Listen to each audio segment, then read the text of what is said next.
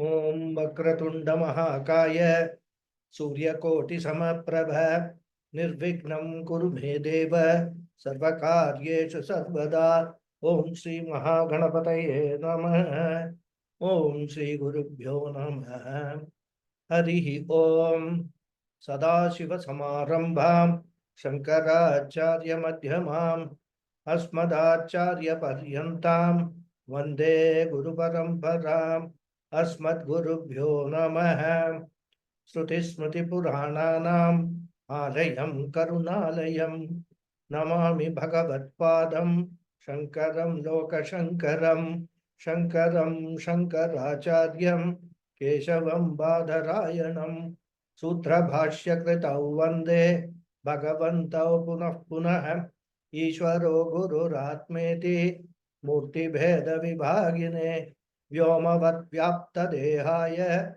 Dakshinamurtaye Namaha Om Shri Medha Dakshinamurti Swamine Namaha Om Sahana Vavatu Sahanau Bhunaktu Sahaviryam Karavavahai Tejasvinavadhitamastu ma Vidvishavahai Om Shanti Shanti Shanti Harihi Om Shri Gurubhyo Namaha Harihi Om Om Parthaya Pratibodhitam Bhagavata Narayanena Swayam Vyasena Gratitam Purana Munina Madhye Mahabharatam Advaitamrita Varshinim Bhagavatim Ashtadashadhyayinim Ambatvam Anusandhadami Bhagavad Gite Bhavadveshinim Yam Brahma Varunendra Rudra Marutah Stunvanti Divyaistavaihi Vedai Sankapadhakramo Parishadaihi Gayanti Yam Samaga Dhyanavasti Tadatgatena Manasa Pashyanti Yam Yogina Yasyam Tanna Vidusura Suragana Devaya Tasmai Namah Om. So namaste once again, everyone. Namaste, Guruji. Pranam. Namaste, Hari Om. Namaste, Guruji. Namaste, Guruji. Namaste, namaste. Namaste, Guruji. Namaste. Tam vidya dukkha sanyoga viyogam yoga sangitam sanishchayena yoktavyah yogo nirvinna chetasa. So, in this shloka, Krishna is expressing what samadhi is in one word. Dukkha sanyoga viyogam. Disassociation from association with sorrow. So one should know this to be samadhi. And dhyana yoga. Dhyana, meditation, leading to that should be practiced with firmness and with a tireless mind. And as we were discussing in the last class, the practice of meditation could be frustrating in the beginning stages. It is not easy to direct the mind to repeatedly dwell on a single thought. To make the mind dwell upon sajatiya pratyaya pravaha is easier said than done. For this to be achieved, first we have to remove all other thoughts from the mind and create space in the mind for meditation. Of course, this itself is a very big challenge, because the very fact that you think that you need to remove other thoughts from the mind, that will bring in a lot more thoughts into the mind. It is just like, children. You tell children not to do something, they will do that. But then assuming that this is achieved, it will still be difficult to direct the mind to a meditative state, because once the mind is relatively free from all active thoughts, the worries, the anxieties, the regrets, the guilt, the fears, etc., which have been collected over the years and which are buried deeply in the subconscious, are all waiting to surface and occupy the thought process. They are waiting for a free mind. And you will help them by freeing up your mind from all other active thoughts. And so far as these thoughts, these anxieties, regrets, etc., are concerned, there is no point in suppressing them. Because the more you suppress, the more forcefully they will surface sometime or the other. And therefore, after clearing the thoughts from your mind, one has to deal with these hidden fears. Those in the subconscious, issues in the subconscious have to be dealt with one by one. In fact, you should deliberately bring them up and deal with them.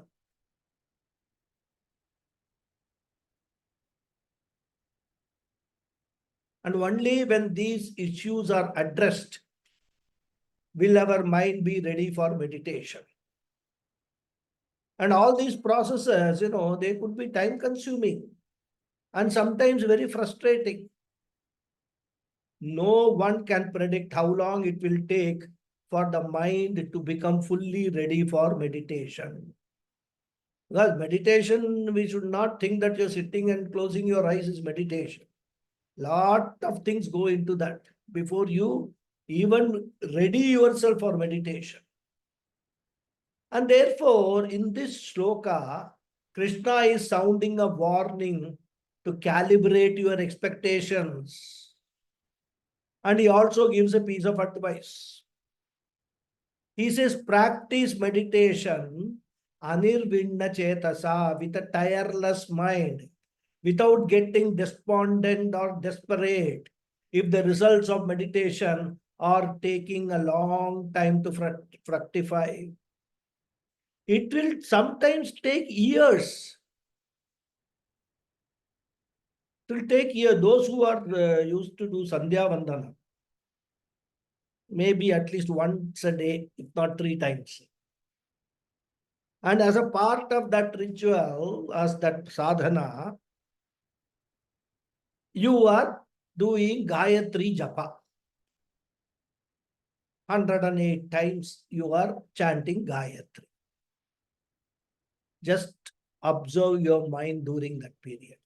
Are you able to chant Gayatri with a unoccupied mind? Only Gayatri mantra chanting is taking place throughout that 108 chantings. You just observe your mind.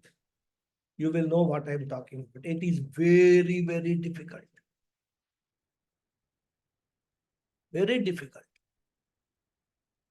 And therefore, Krishna's advice is the only way is Nishchayena Yoktavyam. You may practice Samadhi, may you practice this yoga with perseverance, because it requires time, effort, and commitments. Even if you are not successful, it does not matter. Allot time, work on it. Abhyasa is required. Therefore, with an undepressed mind, with an unfrustrated mind, with an optimistic mind, with an enthusiastic mind, may you practice this meditation. And that is what Krishna's advice to all of us in this 23rd sloka. Now Krishna continues. Sankalpa prabhavan kaman styaktva sarvana seshatah manasaivendriya gramam viniyamya samantatah. The Anvaya for this sloka is Tyaktva sarvan kaman aseshatah sankalpa prabhavan viniyamya Indriyagramam samantataha manasa eva. So aseshatah tyaktva, having completely given up sarvan kaman, all desires, sankalpa prabhavan, born out of fancies, viniyamya, one should restrain, indriya gramam, the group of sense organ, samantataha, from all directions, manasa eva, by the mind, with the help of the mind. So having completely given up all desires, born out of fancies, one should restrain the group of sense organs from all directions by the mind, with the help of the mind. So, beginning from the 20th verse up to the 23rd verse, Krishna talked about dhyana phalam. Now, Krishna is highlighting the most important aspect of meditation, without which the meditation cannot be successful. Because it is said that well begun is half done. So he re-emphasizes that if you get the dharana right, remember, no, dharana, dhyanam and samadhi, 3 stages. If you get the dharana right, you will get the dhyana right, and consequently, you will get the samadhi also right. So he is just reminding us, reiterating what we are supposed to do first during meditation. Because that is the most important preparatory step. So first turn the mind away from worldly thoughts, external world, family members, about your financial condition, about your business conditions, about your office conditions, also about your physical body. All that anatma, turn the mind away from all those, both regarding the past and future. And therefore he says, Sarvan Kaman Aseshatah Tyaktva. Here basically the Kama refers to future plans and expectations. Because we are very expert planners. The future is uncertain, unknown, that we know. Therefore, we keep on thinking about the future and planning for the future. All contingency plans, plan A, plan B, plan C, everything we keep on thinking about.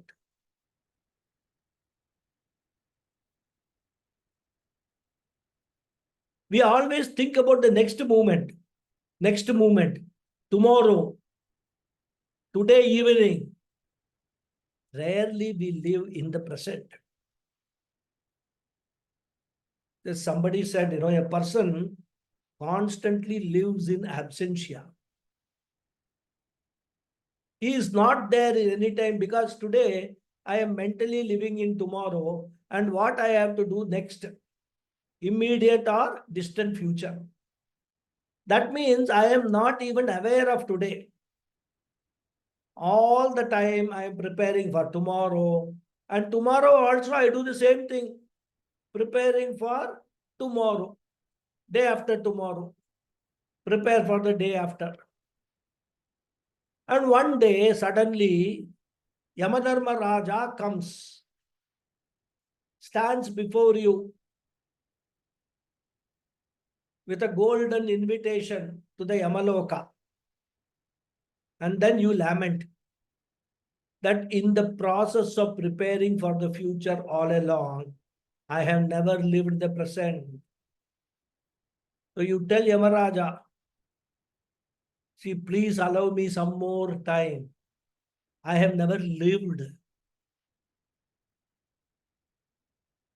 I have always been thinking of future. He will say, that is okay. Everybody does that. You don't need to feel guilty about it. Now that I have come, you can forget your future in this Janma. You can talk about it all in your next Janma. So let us go now. That is what he will say. So all your life is spent on planning for the future, your children's future. When do you live and enjoy life? Therefore, Krishna says enough of future planning. For 20 to 30 minutes, drop all your future plans. Whatever happens, let it happen. Let the sky fall. People say, no, the sky is not going to fall. I say, let the sky fall. Let nothing disturb you. Let nothing distract you. Therefore, sarvan kaman aseshatah tyaktva. Drop all your building of castles in the air, all your wishful thinking, wool gathering.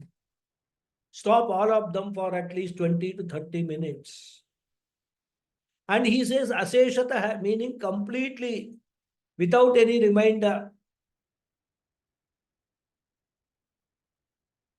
As Shankara says elsewhere, samulam, right from the roots you throw them away. Therefore, just stop thinking of anything else.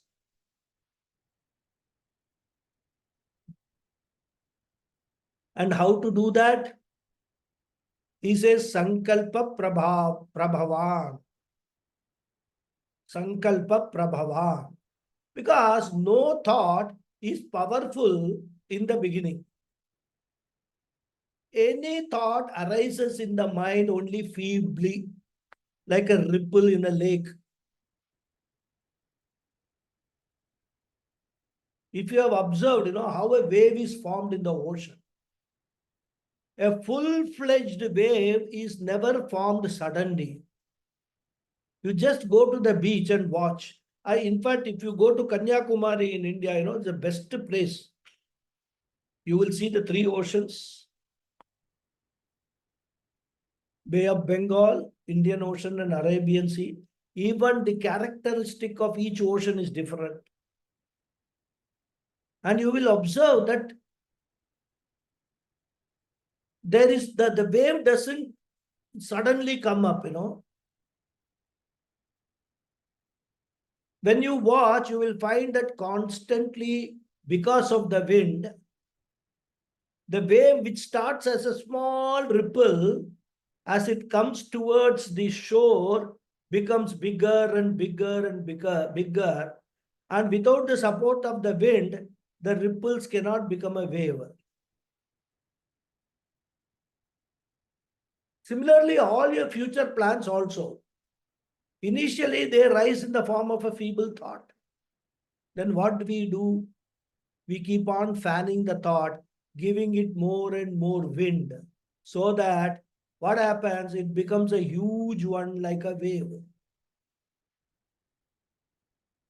This fellow is not even married, but he is planning for how many kids he will have, what to name them when they are born, which school he will send them to, where to buy the house, etc., etc. Whether his wife should work or not work. So even marriage, even nothing is fixed. Marriage is not over, but already too many projects are running in the mind. Therefore, in the beginning itself, you tell yourself, I do not want to encourage all those thoughts now, especially when I am going to start meditation. As Krishna said in the second chapter, Dhyayato Vishayan Pumsa Sangasteshu Pajayate Sangat Sanjayate Kamah Kamat Krodho Bijayate.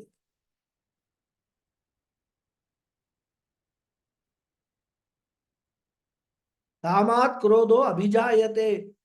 Anger also is a thought build-up. Jealousy is a thought build-up. One thought cannot be anger. one thought cannot be jealousy. One thought cannot be depression. It is only when you repeatedly think about that thought, then alone it ends up in anger or depression or jealousy, etc. So here Krishna says what you should do.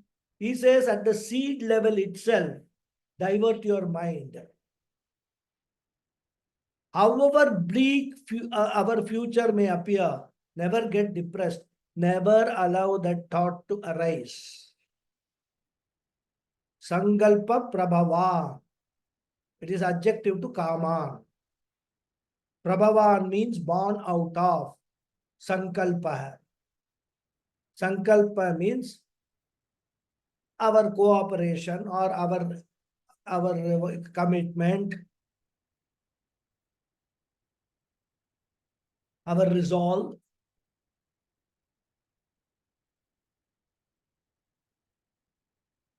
Never encourage even a single negative thought. Because the first negative thought appears on its own. We cannot control it. But the continuation of that thought is with our signature alone, with our encouragement alone. Krishna says, do not put your signature. Once you do that, the mind is not available for healthy feeling, for a peaceful living.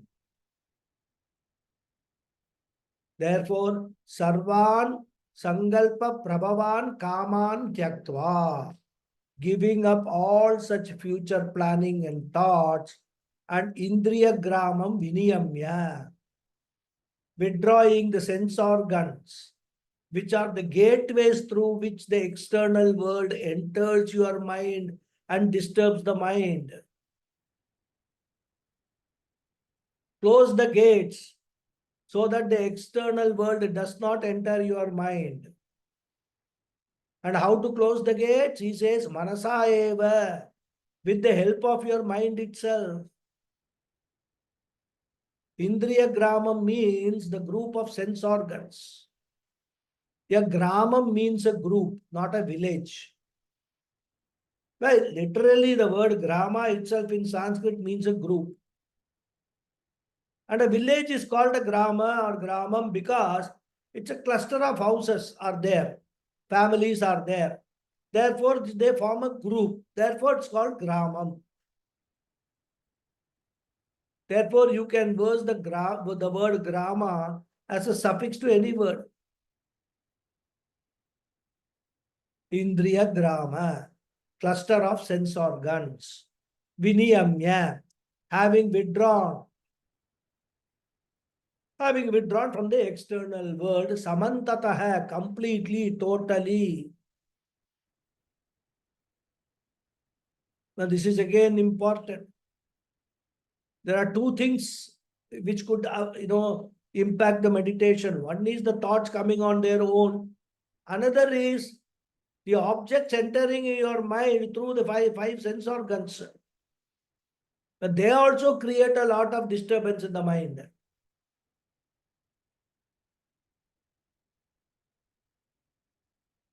And therefore, what we should do, Krishna tells us in the next verse. Shanai Shanai Uparamet Buddhya Dhriti Grihitaya Atma Samstam Manakritva Nakinchidapi Chintayet. The Anvaya is Uparamet Shanaihi Shanaihi Buddhya Dhriti Grihitaya Kritva Manah Atma Samstam Na vichintayet kinchit api. Uparamet, one should withdraw. Withdraw what? Here reference is to the mind. Shanaihi, gradually. Buddhya, by the intellect. Dhriti grihitaya, which is endowed with the will. Kritva manaha, having made the mind. Atma samstam, abide in the Atma, na chintayet. One should not think of kinchidapi, anything else.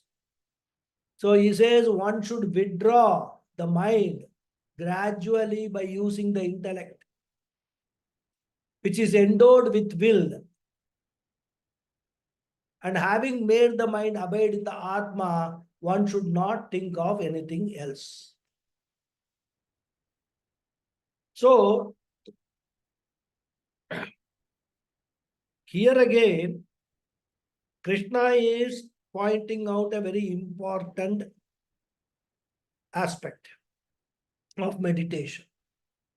So he told withdraw the mind, withdraw the sense organs, etc. Don't rush into it.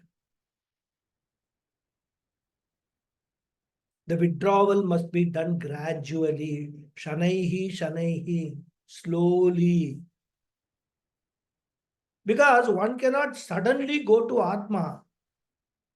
Because Atma is of subtlest nature. Your mind is used to dealing with only gross things. Tangible, gross things is what always your mind is used to dealing with. From that, it is very difficult to direct the mind to go to something which is subtle. And in fact, the most subtle, which is Atma.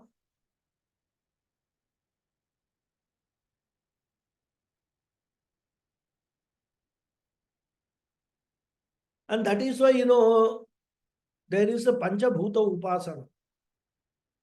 There also, you start with meditating on the earth, its qualities, etc. Excuse me. And then you go one by one, go to space. Akasha Upasana is there. Very difficult. If you are able to do Akasha Upasana, then you go to meditating on Atma. Because Akasha as such is a subtlest element among the Panchabhutas. Once you have mastered that, then Atma is only one step away. It's more subtle than Akasha. And therefore, the mind cannot suddenly turn from grossest world to the subtlest Atma. It is just like you want to go from the ground floor even to the first floor. You cannot know like a Trivikrama Avatara, keep one leg on the first floor straight away. Isn't it? One leg on the ground floor, one leg on the first floor. Can you imagine? Therefore, you require so many intermediary stages. You require the steps or a ladder or a staircase. Slowly, slowly, you have to climb. The Arundhati Darshana Nyaya Prakriya or Shaka Chandra Nyaya Prakriya can be adopted. For the mind, for making the mind gradually go towards subtler and subtler. Therefore, what you should do, he says one should gradually withdraw the mind from anatma, all the objects. Because this meditation is not about meditating on any object. This meditation is about meditating on the very subject itself. We want to dwell upon the very subject. So here the meditation is on the meditator. The meditation is on the meditator himself. So you say, I want to dwell upon my own nature.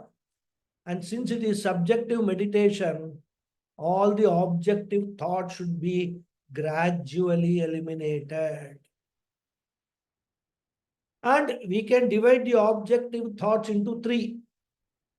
The first object is external world, because it is an object of my experience. Then the second object is my physical body itself, which is also an object of my experience, again a gross body. And the third object is my own mind, which is also an object of my experience. So the world is object of experience, body is object of experience, even a mind is an object of experience. And in meditation, what do I do? Initially, I turn my attention on the which is on the world. I take my attention, I shift my attention from the world to my body. And then I shift my attention from the body to the mind. And then I shift my attention to what? The very observer of the mind, that is I, the awareness, the witness consciousness principle. That is the step by step we have to follow, and it takes time. So first you turn away from the mind, turn away the mind from the grossest external world by reminding yourself that nothing in the world belongs to me. The house I live, the car I drive, nothing belongs to me. Bhagavan has given me all these things for my use. It is just like, you have got this internet cafe or cyber cafe, etc., where you go or you want to use the internet. You pay for an hour, use it and get the benefit and come away. Similarly, the whole world, along with wife, children, grandchildren, possessions, money, everything is given temporarily for your inner growth. And therefore, I do not want to claim anything as mine. The moment you drop claiming things, mind is withdrawn. Because mind, again, if you observe the how mind acts, mind always dwells upon an object with which we have total abhimana. Either aham abhimana or mama abhimana. I am yours, you are mine is all very nice. But nothing is yours, nothing is mine. Everything belongs to only one entity. And we all know who that entity is. Everything belongs to Bhagavan alone, Ishvara alone, the Lord alone. And we are fundamentally related to the Lord or Paramatma. That is the only permanent relationship. The only permanent tie that we have, birth after birth. I might have been born in the Treta Yuga or Dwapara Yuga. That time also I had my relationship only with Paramatma. Today in Kali Yuga I am born. Now also my relationship is with Paramatma only. So Paramatma's relationship with Paramatma is the only permanent relationship.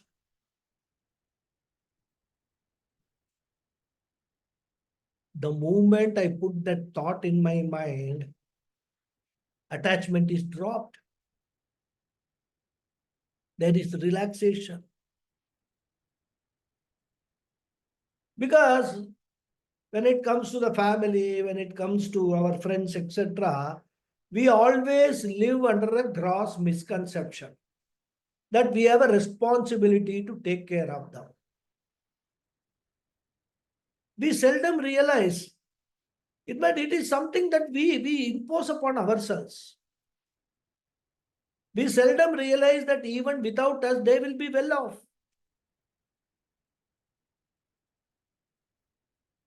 We never think that without me, they will be better off, in fact. And that is a fact, a secret fact.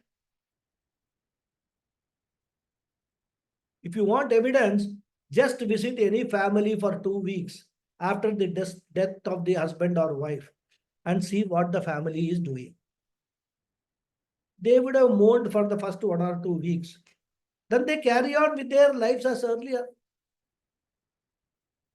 In fact, when it comes to women, well, I'm not saying it in any negative way. They have this thing. But I have found that once the husband passes away, there is a newfound freedom women get. They are able to enjoy within inverted commas, their social activities and all much more freely. I'm not exaggerating that. I have actually witnessed this in Nana Nani. Therefore, we all have got this misconception that, oh, I am the one who is taking care. What will happen when I go away and all? Nothing will happen. I can assure you that. Nothing will happen. Life will go on. People will continue living, probably living better than when you were around. In your last stages, maybe you are so sick that they had actually forgotten their lives and they were living for you, tending to you with lot of care and things like that. Once you are gone, they are totally freed. All the time is available to do what they want to do. It is just like, when the lizard is moving on the ceiling, it thinks that it is supporting the ceiling. Well, I did not say anymore. If lizard claims that it is supporting the ceiling, what will we say? We will just smile at the stupidity. In fact, all of us are no different from the lizard. All these notions that without me the family would not run, without me the society would not run, without me they will suffer, etc. are not true. Nobody is indispensable. And even great leaders, we have seen that. In India, there was this lady, Indira Gandhi, who was the prime minister, a very powerful prime minister. The slogan in those days was India is Indira, Indira is India. People used to wonder what will happen after this, after her lifetime, what will happen to the country, who is there to lead the country and things like that and all. She left her body in 1984 and today we are in 2024. What has happened? The world only has improved. So nobody is indispensable, and even if you cry for someone, you will cry maximum for a few days, 1 week, 1 month, 1 year, and thereafter you will not even remember. And that is why, in our culture, we have got this annual Shraddha ceremony and all, because the Vedas want us to remember all the people who were there in our life, especially our parents, our grandparents.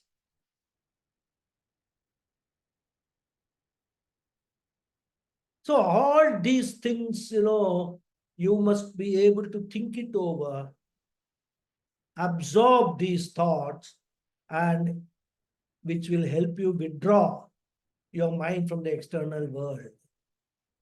This is the first stage. Then you shift the attention to the body. Till you come to the body, perhaps it is an easy process. When it comes to the body, it will now and then run outside. So again, you have to bring the attention to the body. And what you should do, you have to dismiss the body as anatma. This body is also made of matter only. It has a date of birth, date of death. I am immortal. I am not this body. I have to disassociate. This body is fine. It's a shell. I have to use this body for all my day-to-day transaction. For all my vyavahara, this body is necessary. I and Atma need a place to live and conduct my affairs. Therefore, this body is necessary. Once my work is over, this body I will just throw away. Pasansi jirnani yata vihaya. That's also a temporary thing. Therefore, you go step by step. First, withdraw from the world. Annamaya kosha. That is, withdraw from the world, come to Annamaya kosha. From Annamaya kosha to Pranamaya kosha. From Pranamaya kosha to Manomaya kosha. From Manomaya kosha to Vijnanamaya kosha. And finally, from Vijnanamaya to Anandamaya. All these are all what? Pancha koshas. Still part of your Stula Sukshma Sharira. Then finally, from Anandamaya Kosha to Atma Chaitanyam consciousness, your real nature. In short, simple language, from world to the body, body to the mind, from mind to consciousness. Body is gross compared to the mind, which is subtle. Mind is gross compared to consciousness, which is subtle. So you go from the grossest to the subtlest. This is the process of meditation. And why do you think we learned about all these Annamaya Kosha, Pranamaya Kosha and all that? It is only for this purpose. Understand, once you understand their nature, it becomes very, very easy. I wouldn't say very, very easy. I would say lot easier to keep on moving from one kosha to another kosha to another kosha. So whenever you are in, and we have done that, I mean, we have talked about it rather, how we come to Annamaya kosha, look at the, what is Annamaya kosha, you understand, how you dismiss as Anatma, then go to Pranamaya kosha. Taittiriya Upanishad gives a very beautiful, narration rather of this process. So you go from the grossest to the subtlest, because you cannot come suddenly to consciousness.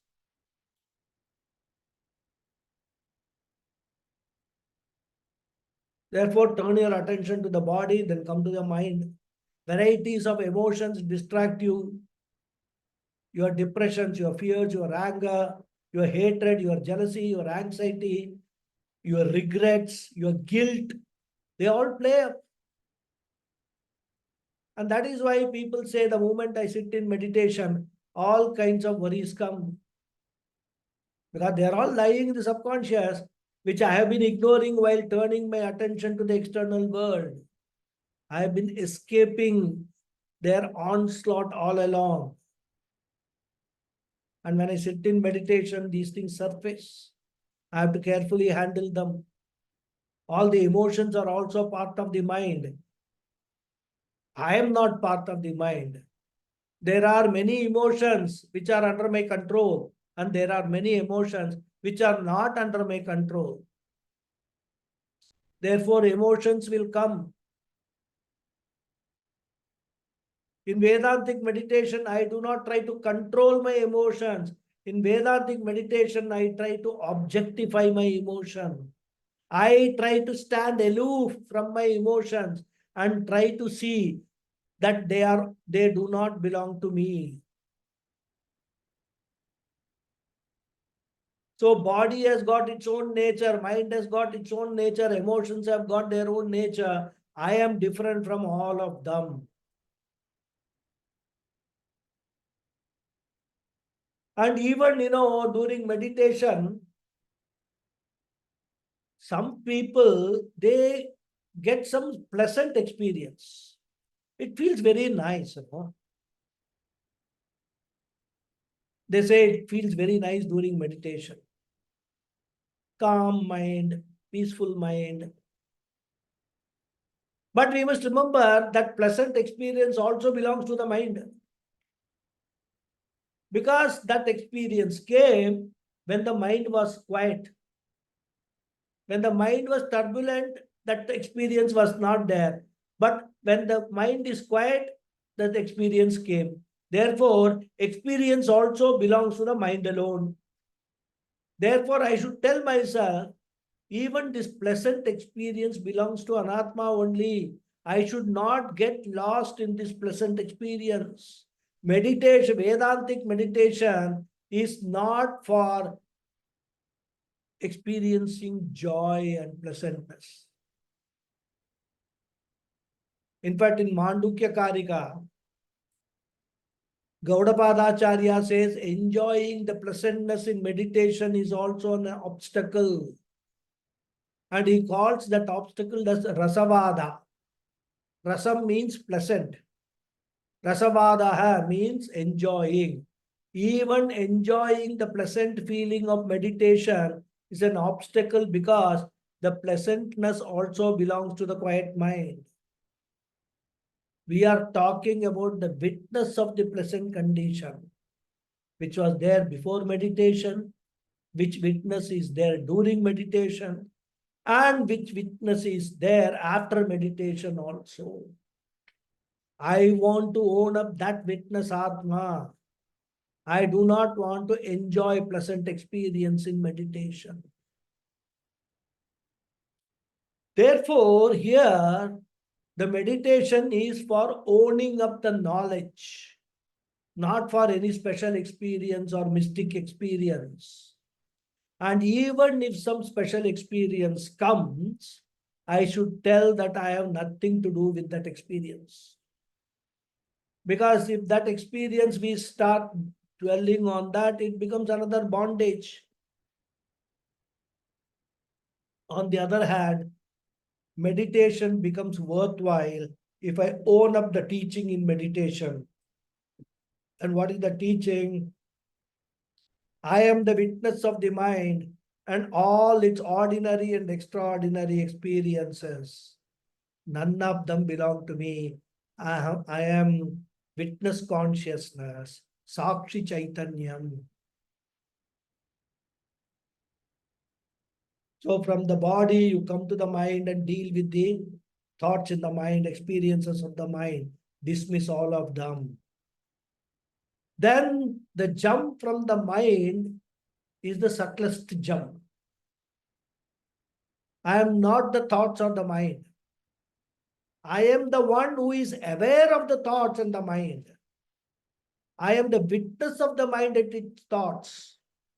Before the thoughts arrive, I exist. I am. During the presence of thoughts, I exist. I am.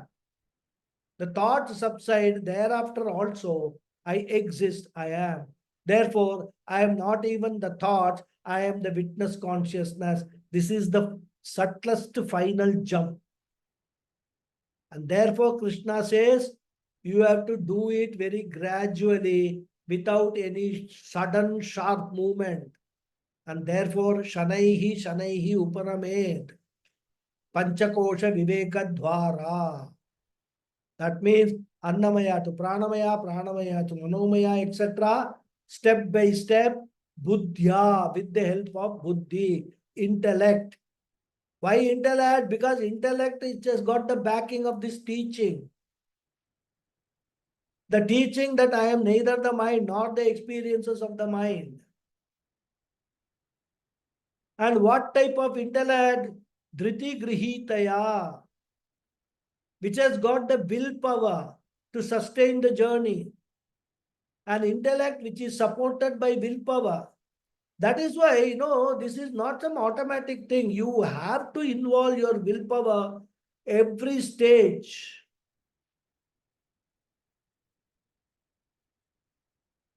Because if the willpower is not there, one will get attached to pleasant experiences. They are all temptations. All around us are temptations. If you want to have vairagyam, the most important qualification you must have or requirement you must have is willpower.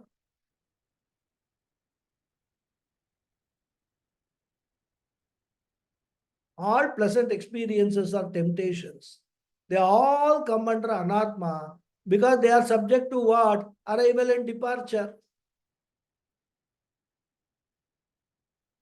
And therefore, Dhriti Grihitaya, backed by willpower, one should withdraw from all sorts of anatma. Otherwise, what will happen? From the world, you come to the body, and you may suddenly get lost in the body. Suddenly, some back pain, knee pain, or something. And when you think of the back pain, your thoughts will go to what the doctor said. One thing will lead to another. Because these days, what happens? If you go and tell somebody that I have got a back pain or a knee pain, whether they are qualified or not, they will give you some remedy, which they will claim that it has helped them. So if you talk to 10 people, you will have 11 remedies in hand. And during meditation, all these remedies will come before you, which will be better, what I should do. And you will be lost in these thoughts. And therefore, you should be extremely alert not to be carried away by at any level. Therefore, from Stula Shariram, the body, I should be able to navigate to come to the mind. And in the mind also, I should not be lost in thoughts. I should be able to own up myself as the witness consciousness of the thoughts. And then what I should do? Once you have come to the Atma, the journey is over. Atma samstam manakritva. Once the mind has come to the Atma, let the mind dwell on the Atma. Mano buddhya hankaram chitta ninaham. By seeing the different features of Atma, the features which we have discussed before. Aham Chaitanya Rupaha Asmi. I am the consciousness different from body. I am the consciousness pervading the body. I enliven the body and the mind as consciousness. And I am the consciousness which goes beyond the body. The body and the mind are only medium for my experience. And this medium can arrive and depart. Without this media, I won't experience the world. But even without them, I, the consciousness, will continue to exist. So the experience comes and goes. The experiencer, I, the consciousness, am eternally present. I am eternal consciousness. I am all pervading consciousness. I am undivided consciousness. I am untainted consciousness. I am formless consciousness. I am Nirguna, Nishkala, Nitya, Niranjana, Nirakara, Nirvikalpa. So many words are there, which I should have learned from the scriptures. I should bring back into the mind, in the thought process, all these learnings. And this will be possible only you have a strong willpower to reject all anatma and then dwell upon atma. And that is why, Vedantic meditation is possible only by a student of Vedanta, Gita, Upanishads, etc. A non-student can never practice Vedantic meditation. He doesn't even know what is Atma. He has never come across the words like Nishkala, Nitya, Niranjana, etc. And that is why meditation is impossible without attending the classes or studying Vedanta under a guru. You should have heard these words in the class from a guru. And you should have understood the meaning of Nirguna, Nitya, Niranjana, Asanga, Satya, Shuddha, Nirvikara. All those so many words. They are not mere words. They are you, your nature, your characteristic, your personality. That I should understand. And that understanding I will get only if I attend classes. Only if I expose myself to the teaching of Vedanta. And not only just expose for the sake of time pass. I should be a mumukshu. Then only that seriousness will be there for me to pursue this spiritual path. And during meditation, you can take any one word or two words, meditate upon that, dwell upon that. Aham asanga chaitanyam asmi. Aham nitya muktosmi. All that are subject matter of meditation. Therefore, manaha atma samstam kritva. Krishna here uses a certain expression. Atma samstam kritva. That is, make the mind remain in Atma. Now the question is, how do you do that? Of course, Krishna is giving an advice. The mind should remain in Atma. But we have already touched upon this sometime earlier, if I remember. But being important, let me just reiterate the same point. What do you mean by the mind remaining in Atma? Does it mean the mind is sitting somewhere and you go on pulling the mind and dragging the mind and make it sit on Atma? For example, if somebody tells you, please put a book on the table, so you take a book from the shelf and place it on the table, then you can say the book is remaining on the table. Similarly, should you take the mind and bring it to the Atma and make it seated there? Answer is no, because that is not possible. Because Atma, the Chaitanyam, is everywhere, all pervading, and so the mind is never away from Atma. In fact, nothing is away from Atma. Just as nothing is away from space, because nothing can be away from space, everything exists in space only. Therefore, the mind is already there in Atma.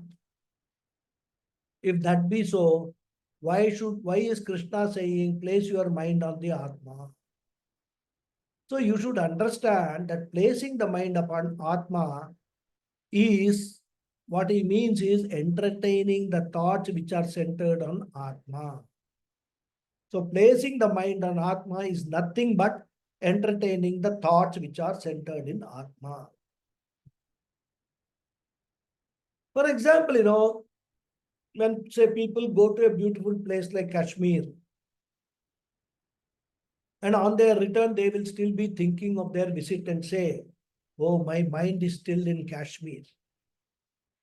Even though physically they have returned, their mind still remains in Kashmir. Therefore, mind remaining in an object means the thoughts of the mind are about that object. And therefore, if the mind has to dwell on Atma, it means that you should have thoughts which are centered on Atma, like Aham Atma Swarupaha Asmi, Aham Brahma Asmi, which is a deliberate thought entertained. And I am the witness of all thoughts, including the Aham Brahmasmi thought. And even when the thoughts are changing, I, the consciousness, do not change. These are all deliberate thoughts centered on myself. And therefore, Krishna says, Manaha Atma Samstam Kritva, entertain the thoughts centered on your nature. Let your thoughts be Atma centered thoughts. Technically, it is called Akhandakara Vritti. Atma centered thoughts are called Akhandakara Vritti. So, may you entertain such thoughts only. And he says, Na kinchid api chintayed. Do not think of anything else. Anything else means anything other than Atma. Because he points this out deliberately, because there are many people, they mistake this as total thoughtlessness. In Vedanta, we do not approve of total thoughtlessness.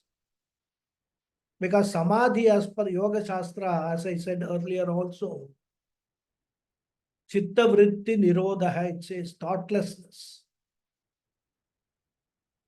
Here we say, we do not entertain any thought other than the thought of the self. Self-thought is a must in meditation. Otherwise, it will be blind samadhi. Blind samadhi means absolute thoughtlessness. Sanskrit, it is called anta samadhi, jada samadhi, or ajnana samadhi, in which you don't get any benefit.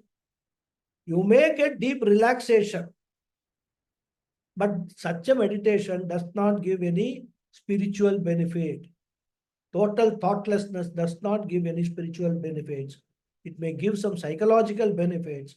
It may give even some physical benefit. You may feel rejuvenated, but the meditation becomes spiritual only when the thought is centered on the spirit. The Atma is there. Therefore, Atma samstam manakritva na kinchitapi chintaye. More we will see in the next class. Okay. Om Purnamada Purnamidam Purnat Purnamudachyate Purnasya Purnamadhaya Purnameva Vasichyate Om Om Shanti Shanti Shanti Shanti Shanti Hari Shanti. Om Hari Om Shri Guru. Hari Hari Om. Om. Thank you all very much. Nice. Dhanyawad. Thank you. Thank you very much. Namaste, Thank you very Guruji. much, Guruji. Hari Om. Thank you, Guruji. Thank you. Thank you. Hari Om Thank Guruji. you, Thank Guruji. you. Hari Om. When You- we talk of meditation, Hmm. I am reminded of two places. One is Vivekananda, Aurobindo Ashram in Pondicherry, and the other one is Vivekananda Rock in Kanyakumari. Yeah. Beautiful places. Beautiful places. They are, in fact, that environment is very conducive to meditation, rather. Very conducive. Lovely. I have not been to Aurobindo Ashram. I have been to Vivekananda Memorial. Beautiful place. I mean, see, Vivekananda Rock, that you know. itself, that the environment there itself helps you more than 50% for Yes, you to forget the world. exactly. So Beautiful it is. that's a very beautiful experience, in fact. You have Ramana You really Maharishi switch it. also. Yeah, even Ramana You- Maharshi's ashram there in Tiruvannamala. Tiruvannamala. Yeah, there may be many more. There may be many more, but Many more are personal there. experience. Hmm. Many more are there. You see, it's all a question of how much you can avoid being in the worldly this thing. The more you are in the worldly setup, the more the mind goes to these thoughts rather. So when you move Correct. away, in fact, one of the best thing which I found even long ago, sitting in Vivekananda Rock Memorial and just looking at the ocean itself is highly, it will calm down your mind. Because you That's have got what, only one thought. You are just observing the beauty of the ocean. Even though it is anatma, it is not Vedantic that's correct. meditation, but it That's what helps in the actually, making your mind calm and not very think of anything else. Just enjoy absolutely. the beauty of the ocean, the waves, the vastness, right? And imagine yourself to be a tiny thing in front of Absolutely. that huge thing. So these are all, aids to, our successful meditation. And that is why he said earlier, choose a proper spot. You Spot, can't correct. sit in meditation when somebody in the family is watching a TV serial. You cannot be sitting on that room and doing meditation. You have to virtually create a soundproof room. You have to, in fact, you have to move away. You have to actually go away from anything that can be distracting. I mean, even Absolutely. why you talk about, ashram and our own Anakatti ashram, there are places, there is a Kalyana Subramanya Swami Kovil there, which is on a hill, right? Go to Mm. that hill. It's some 100 odd steps climb.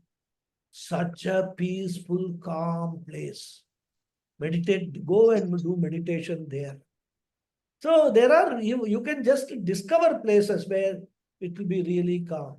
But it is a challenge if you sit at home and do meditation, it will be a challenge. Now, if nothing else, if a cell phone will ring or a doorbell will ring, and if you're alone Absolutely. in the house, you had it finished, meditation, the end. So all those things are. Very true. Thank Yeah. you very much, Guruji. Thank you. Namaskaram. Thank you. Thank you. Thank you. Thank you. Yes. Thank you, Guruji. Thank you. Hari Om. Thank you, Guruji. Thank you. Hariji.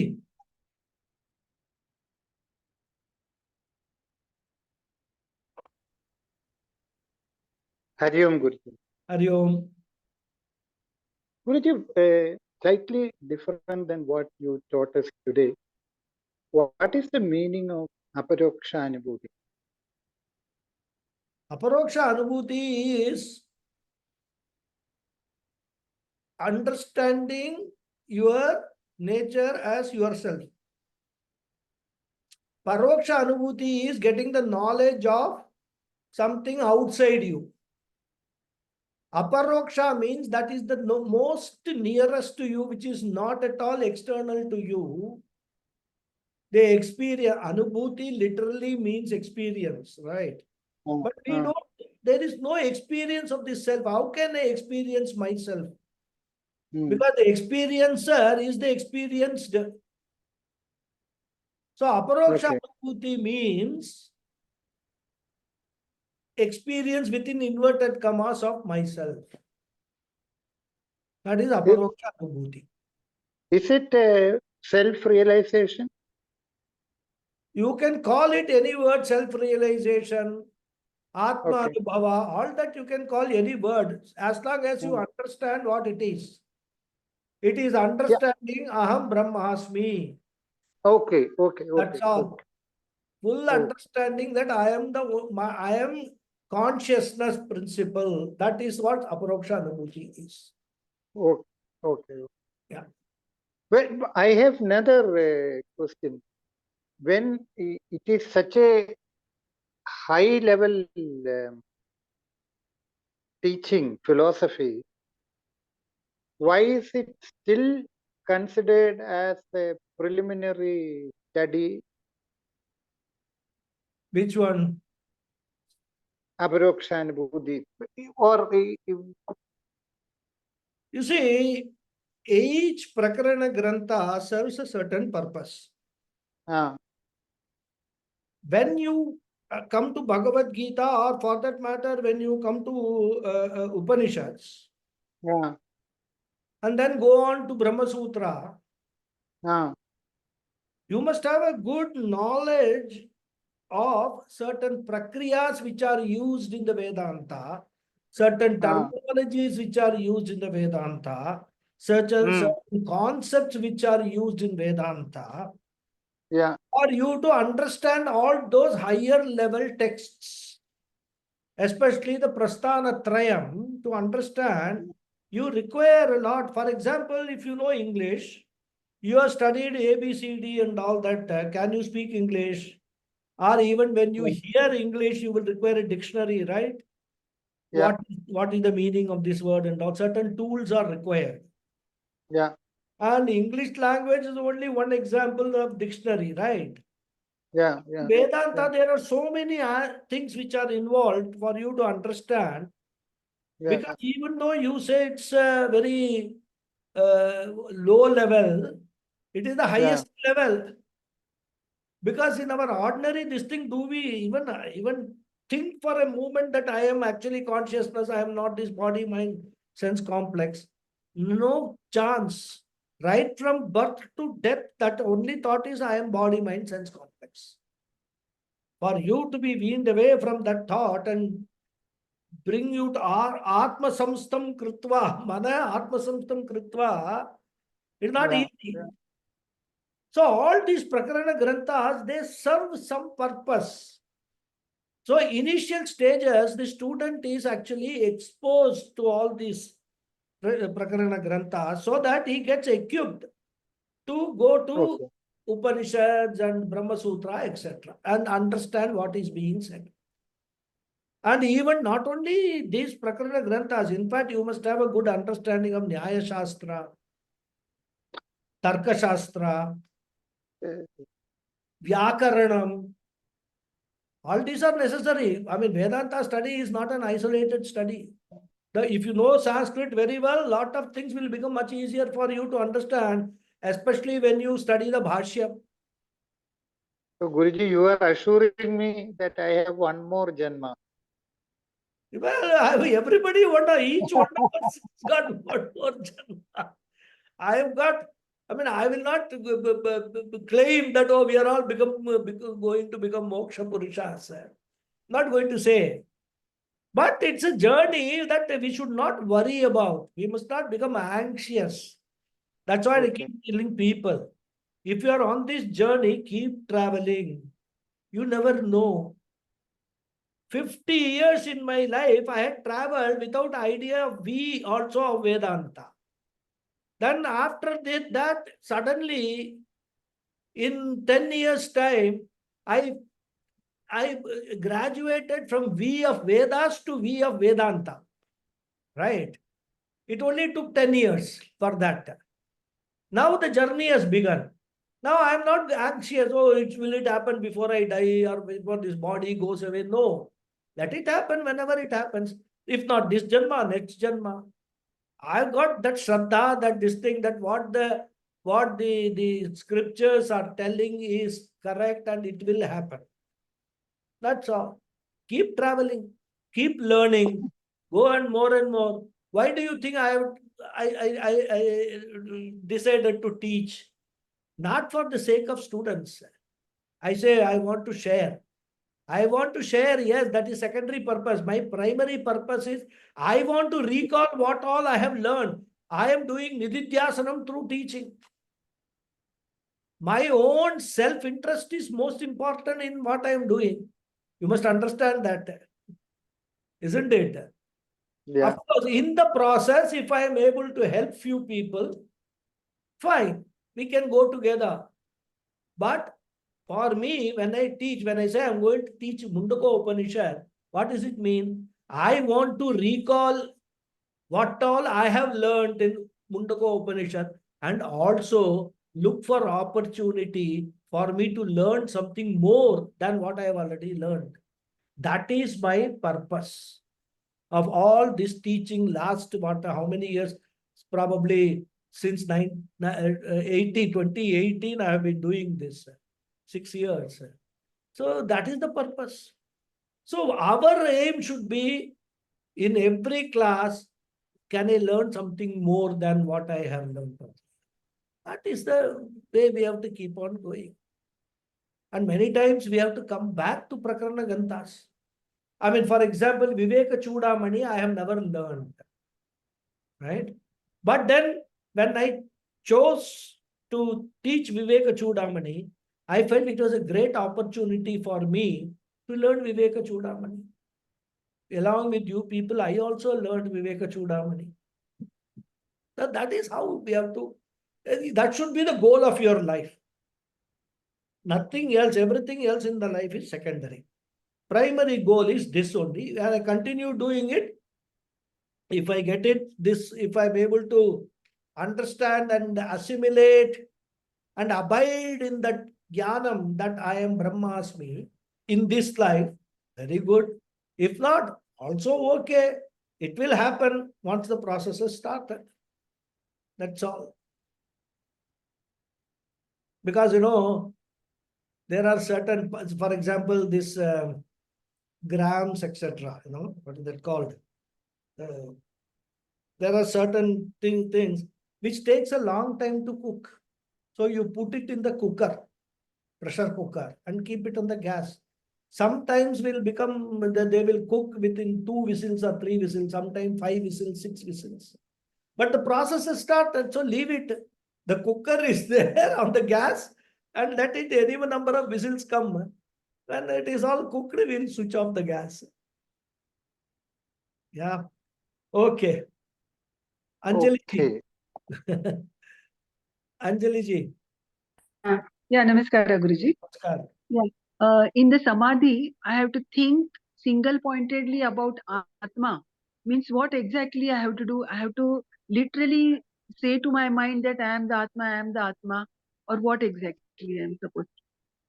You can, first of all, you have to come to that stage. That is not an easy stage.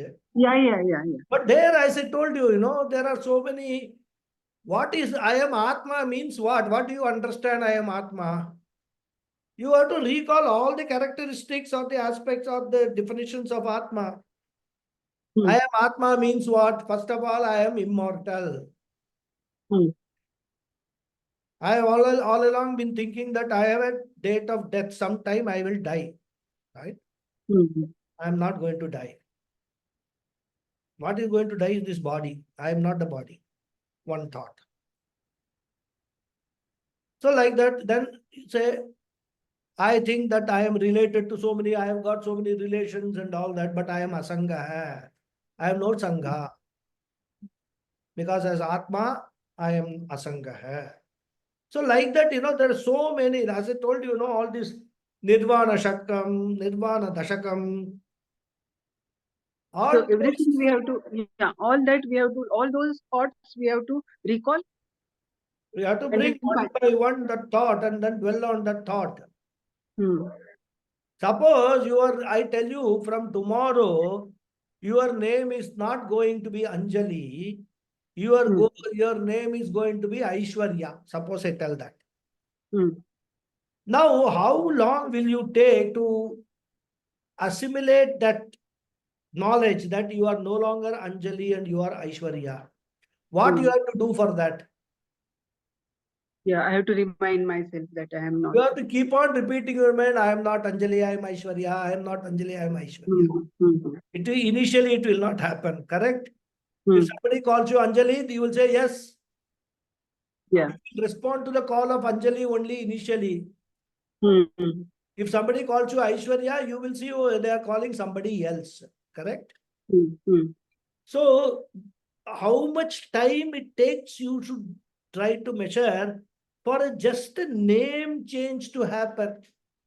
Then how much time will it take for the for a change of the nature itself to happen? You can imagine. So that has to be, that is the Nididhyasanam process. So Nididhyasanam basically is dwelling upon all the teaching that I have received about myself and abiding, or first say assimilating the teaching, then abiding in the teaching. Once you say I am Atma, understand that I am Atma, you make your own behavior as pure consciousness, then everything else which you have been doing till now, which was in relation to your body, mind, sense complex, automatically falls away, isn't it? Because then you have no relationship, you have got nothing, you have got no likes, dislikes, raga, dvesha is not there. So it's a totally different approach to life than what you have been doing till now. So for that only all this meditation is required. And Vedanta or moksha is not possible without Nididhyasa. That is what it is. Yeah. So it's also a step-by-step process. Even the samadhi. Step, shanaihi, slowly. Yes, yes. Okay. Yeah, Guru. Thank you. Hari Om. Yes, Lataji. I thought. Namaste, Guruji. Namaste. I had two questions, but then for one, I think I got the answer Okay. myself. But first of all, thank you very much for the beautiful session, Guruji. Very, very, it was such a divine thing to listen to that. I had the question that success in anything in life that we attempt is always because of a combination of Swaprayatna and Daivanugraha or our Karma Phala. So a successful Nididhyasanam also, is it the same, is what my question was, and I got the answer that yes, that's also the same.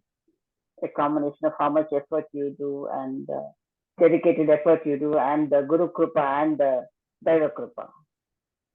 Yeah. Is that true? Right. Another question which is not, you were saying that you're going to start with Mundaka Upanishad, Guruji. Mundaka Upanishad. Yeah.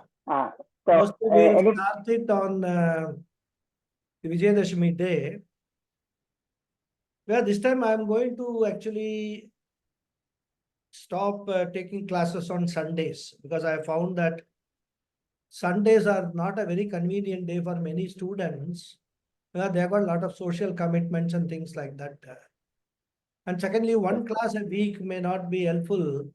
I may be thinking of 2 classes a week, and I may be choosing 2 weekdays for that.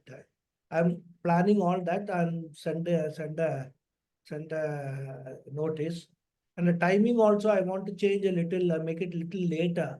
Instead of 6 to 7, I want to make it 7 to 8. So that, even if it weekdays, people have to go to office or something like that and all. 7 o'clock, they come back, they can still attend the classes. So these Yes, sir. kind of changes which I am planning, which I will be sending out the notice maybe in another week, 10 days and all that, and get the enrollments. Yes. Yes, Guruji, my question was that there are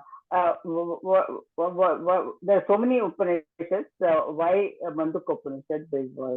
Nothing like that. You can start with any Upanishad, right? Mandukya Upanishad is a relatively small Upanishad, which is about 65 mantras, 66 mantras. So, and it is a very, the message is the same rather. In fact, I had, when in Nana Nani, I had actually taught Kathopanishad, right? So this time I thought, let me, teach Mundaka Upanishad. As I told you, there is a personal agenda involved in that. So, Yes, so all Upanishads are, good only rather.